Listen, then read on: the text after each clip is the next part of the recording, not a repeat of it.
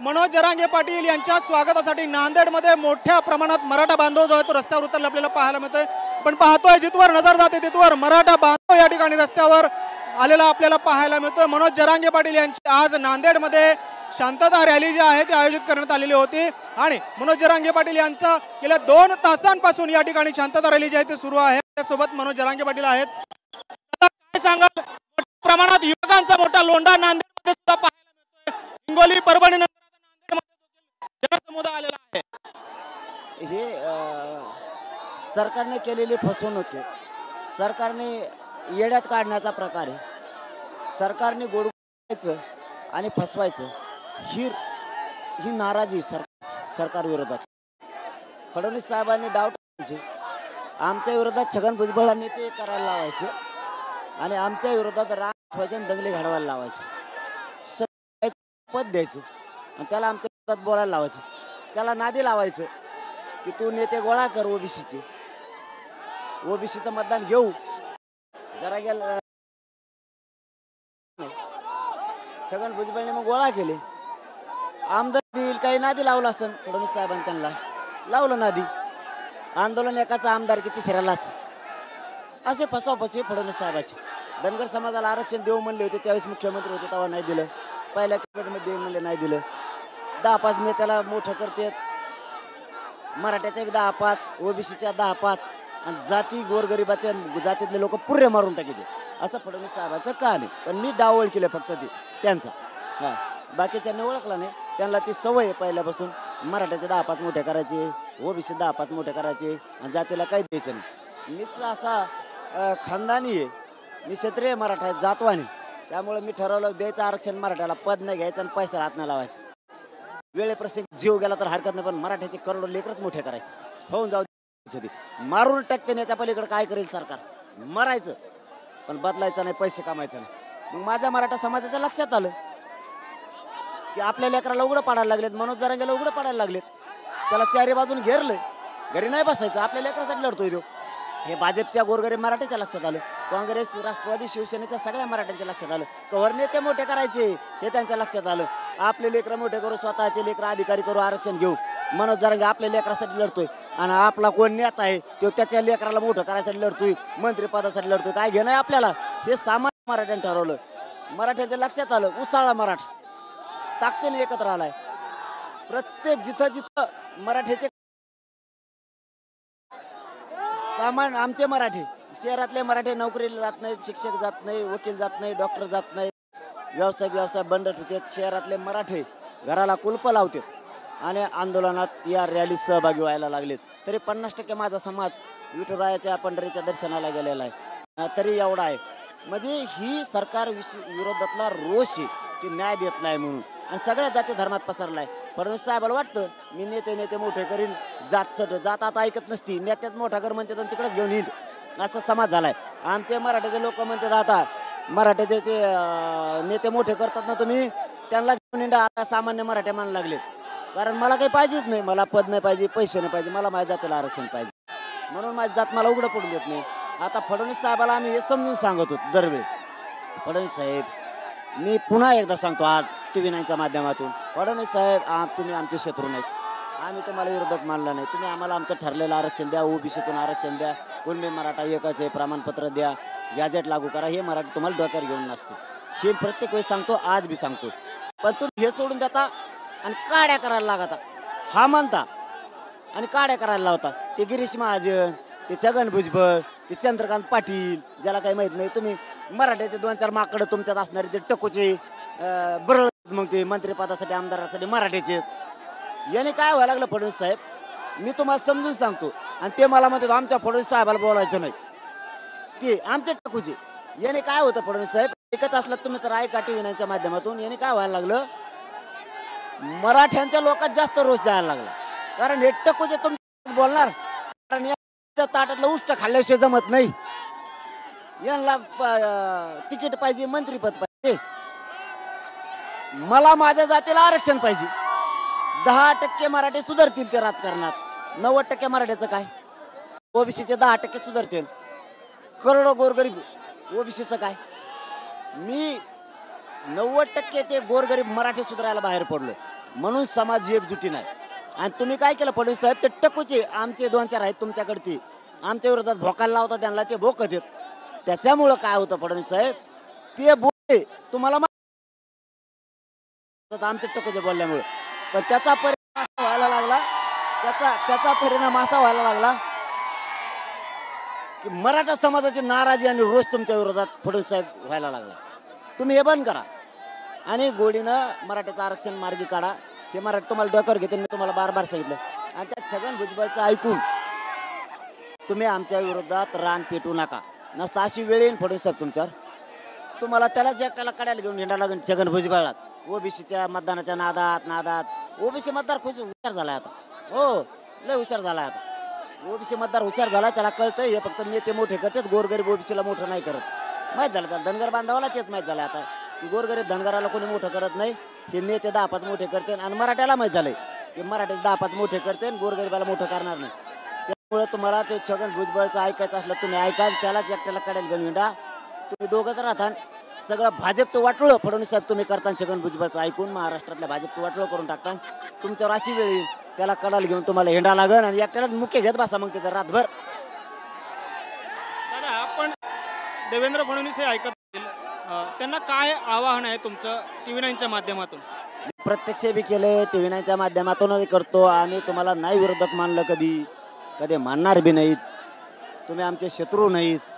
तुम्ही आमच्यावर डाव टाकेत. केस मागं घेईन म्हणला, तुम्ही 1 लाख केसेस वाढले, लाखो पोरावर केसेस केल्या.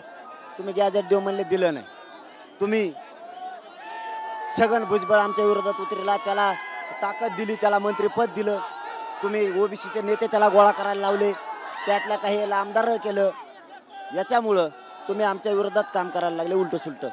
तुम्ही गॅजेट नाही दिलं, मराठा आणि कुणबी एक येत नाही दिलं, ते नाही दिलं.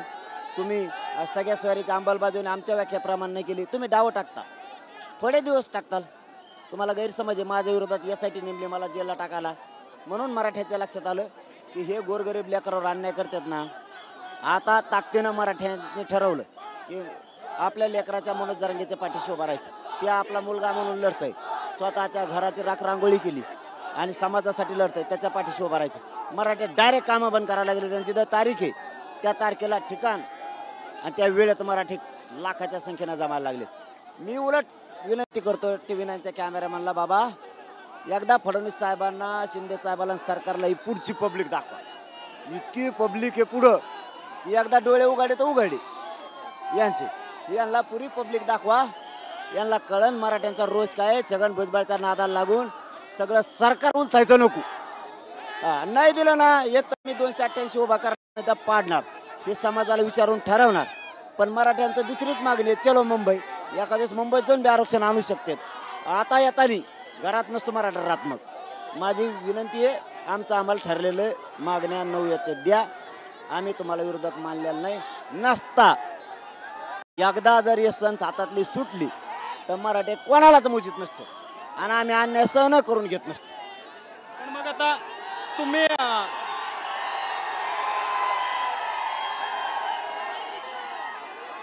आता मुंबईला जाणार की निवडणुकीमध्ये उतरणार, काय नक्की भूमिका आहे? या पुढची भूमिका रणनीती काय असणार आहे आपली? पहिला टप्पा आहे, पहिल्या टप्प्यात ही झलक आहे. आणखी 4 टप्पे राहिले. पुऱ्या महाराष्ट्रात जाणार आहेत आम्ही. पुऱ्या महाराष्ट्रात आमची जनजागृती रॅली होणार आहे, शांतता रॅली होणार आहे. फक्त सरकारला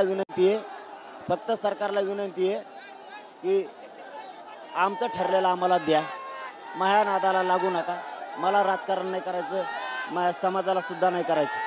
पण मी जर तराला लागलो तर मला जातीशिवाय काय कळत नाही. मी पदाफेदाला आणि पैशाला किंमत देत नाही. मला पैसे नको, पद नको, ते मोजित नाही. आमचे लेकर अधिकारी झाले पाहिजेत आणि जे अधिकारी झालेत त्यांना बढत्या मिळाल्या पाहिजेत, तेही मोठे झाले पाहिजेत. माझ्या जातीवर एवढा अन्याय केला जातो, माझ्या गोरगरीब मराठ्यावर अन्याय केला जातो. मतदान आम्हीच करायचं, अन्याय हेच करणार. आमच्या मराठ्यांच्या अधिकाऱ्याला त्रास होतो यांच्याकडून, आमच्या डॉक्टरांना, वकिलांना त्रास होतो. अधिकारी लोकांना म्हणते तू मराठ्याचा आहे म्हणून आमच्याकडे दबाव आणतात, खोटे नाटक त्याला त्रास देता. बघतो आता तुम्ही आमच्या अधिकाऱ्याला कसा त्रास देतात, आमच्या गोरगरीब मराठ्याला कसा त्रास देतात. मला जवळ सहन होतं तवर करतोय मी, कारण फडणवीस साहेबांनी दिलेलं बळ आहे. म्हणून फडणवीस साहेब सांगतो सगळ्याला सारखा न्याय द्या, सगळ्याला सारखा न्याय द्या. मराठ्यांना द्या, ओबीसींना पण तोच न्याय द्या. सगळ्यांना सारखाच न्याय द्या, पण मी मात्र फडणवीस साहेब तुम्ही मला गोळ्या घालायला लावल्या. मनोज जरांगे मात्र बलिदान गेलं तर हटत नाही. मराठ्यांच्या लेकराच्या अंगावर वर्दीच दाखवल. हो, मी निघालोय मराठ्याला न्याय द्यायला प्रामाणिकपणाने. माझ्या गोरगरीब मराठी मी प्रामाणिकपणाने मोठे करायला निघालो. यांनी यांच्या जाती एक केल्या, त्यावेळेस जातीवाद नाही. यांच्या जातीनं एक शिक्का मतदान केलं तेव्हा जातीवाद नाही. माझ्या जातीने एकदा केलं जातीवादी. म्हणजे यांना आरक्षण असून इतके लढायला लागले. मग आम्हाला आरक्षण नसल्यावर आम्ही किती ताकदीनं लढू? आम्ही किती ताकदीनं लढू? तुम्ही तुमच्या जातीसाठी कट्टर आहे तर मी माझ्या जातीसाठी का कट्टर असू नये? मी सुद्धा माझ्या जातीसाठी कट्टर आहे. माझ्या जातीला न्याय देणार नाही, पैसे घेणार नाही. पाहिजे मला पद, मला माझे मराठे पाहिजे. तुम्ही खोट्या केसेसला भेट नाहीत तुम्ही. आम्ही का खोट्या केसेसला भ्यावा? अजिबात नाही भेट आम्ही सुद्धा मराठी. पण मराठ्यांना आरक्षण दिल्याशिवाय, मराठ्यांची लेकरं मोठे केल्याशिवाय मनोज जरांगे आता मागं सरकत नसतो, कधी सरकणार बी नाही. वेळेप्रसंगी जीव द्यायची वेळ आली तरी देईल, पण माझ्या गोरगरीब मराठ्यांच्या पदरात आरक्षण टाकल्याशिवाय मी नाही हटत. आता लोकसभेपूर्वी जो शांत मतदार होता, ज्यामुळे सरकारला मोठा फटका बसला, तोच मतदार आता ह्या रस्त्यावर उतरलेला पाहायला मिळतो. कारण प्रचंड समुदाय आहे गेल्या 3 दिवसांपासून. अर्धा इथुराच्या पंढरीला गेलाय, काही शेताला कामाची. ज्या दिवशी आव्हान होईल चलो मुंबई, त्या दिवशी मराठे घरी नाही दिसणार. पुरे मुंबई बाहेर असणार आणि मराठी मुंबईत असणार. आरक्षण घेणार, सुट्टे नाही.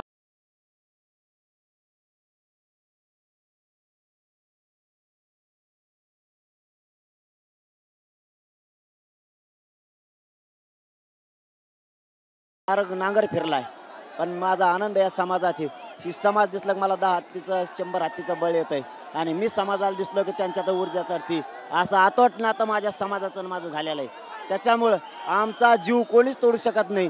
किती मला बदनाम करायचा प्रयत्न केला सरकारने, माझ्या आजूबाजूचे फोडायचा बी प्रयत्न केला, तरी मी मात्र मराठ्यांना आरक्षण दिल्याशिवाय नाही हटत. पाहतोय मनोज जरांगे पाटील नांदेडमध्ये आणि प्रचंड असा जनसमुदाय तो आहे उतरलेला आपल्याला.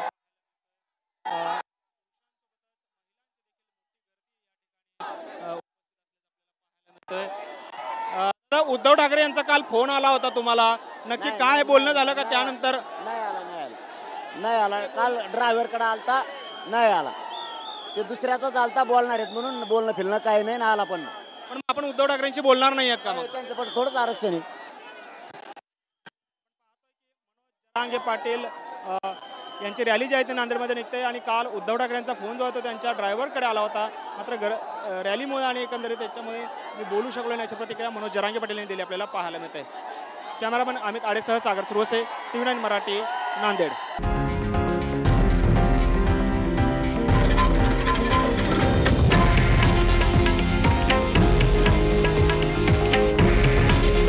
हे आहे देशातील नंबर 1 न्यूज नेटवर्क आणि आपण पाहत आहात TV9 मराठी. काळजी तुमची, हित महाराष्ट्राचं.